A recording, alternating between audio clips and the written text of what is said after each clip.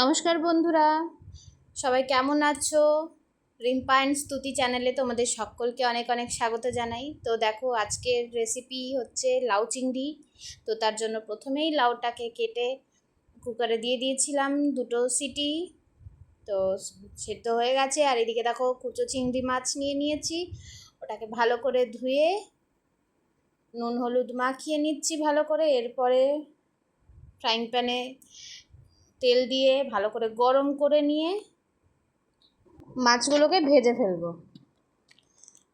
তো লাউ চিংড়ি খেতে তোমরা কে কে ভালোবাসো অবশ্যই কমেন্ট করে জানাবে, আর তোমরা কে কীভাবে বানাও সেটাও জানিও। আর আমার ভিডিও যদি তোমাদের ভালো লেগে থাকে তাহলে অতি অবশ্যই একটা করে লাইক দিয়ে যাবে।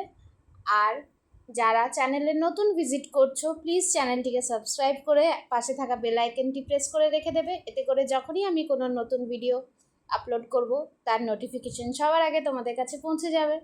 তো দেখো, মাছগুলো দিয়ে দিয়েছি ফ্রাইং প্যানে ভাজার জন্য। একটু আঁচটা মিডিয়াম টু হাইয়ে রেখে নেড়ে চেড়ে একটু ঢাকা দিয়ে দেবো। ঢাকা দিয়ে ভেজে নেবো তাড়াতাড়ি, তাহলে ভাজা হয়ে যাবে মাছটা। তো মাছটা ভালো করে ভেজে টেজে নিয়ে এরপরে চলে যাব লাউয়ের তরকারি বানাবার জন্য। দেখো, চিংড়ি মাছ ভাজা অলমোস্ট ডান। তো এটাকে এবার নামিয়ে নেব। তো দেখো, এদিকে কড়াইটা চাপিয়ে নিয়েছি, কড়াইটাকে গরম হতে দেব। দিয়ে ওই কড়াই গরম হতে হতে এর মধ্যে শুকনো লঙ্কা তেজপাতা দিয়ে দেবো। তারপরে দিয়ে দিচ্ছি তেল 2 টেবিল চামচ মতন, আর একটু পাঁচফোড়ন ওই হাফ টিস্পুন।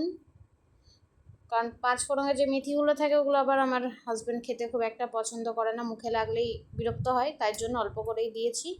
তো তারপর এর মধ্যে পেঁয়াজ রসুন আদা কাঁচা লঙ্কা বাটা একসাথে দিয়ে দিলাম, দিয়ে ভালো করে একটু কিছুক্ষণ নাড়াচাড়া করে নেব।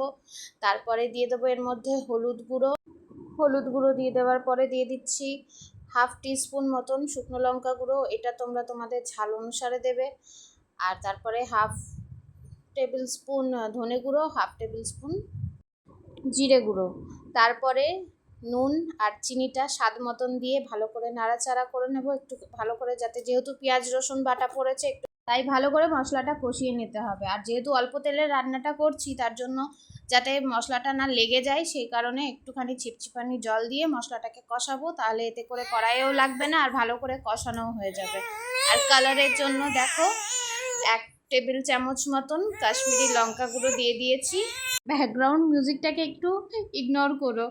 তো যাই হোক, তার মধ্যেই মশলাটা ভালো করে কষা হয়ে গেলে এর মধ্যে দিয়ে দিচ্ছি চিংড়ি মাছগুলো। চিংড়ি মাছটা দেওয়ার পরে ভালো করে নাড়াচাড়া করে নেব, এতে করে চিংড়ি মাছের মধ্যেও একটা ভালো ফ্লেভার ঢুকে যাবে, খেতে আরও দুর্দান্ত হবে। তো ভালো করে নাড়াচাড়া করে নেবার পরে এর মধ্যে সেদ্ধ করে রাখা লাউটা দিয়ে দেবো। তারপর দিয়ে দেওয়ার পরে ভালো করে নাড়াচাড়া করে পরিমাণ মতন জল দিয়ে একটু ফুটিয়ে নিলেই রেডি আমাদের লাউ চিংড়ি।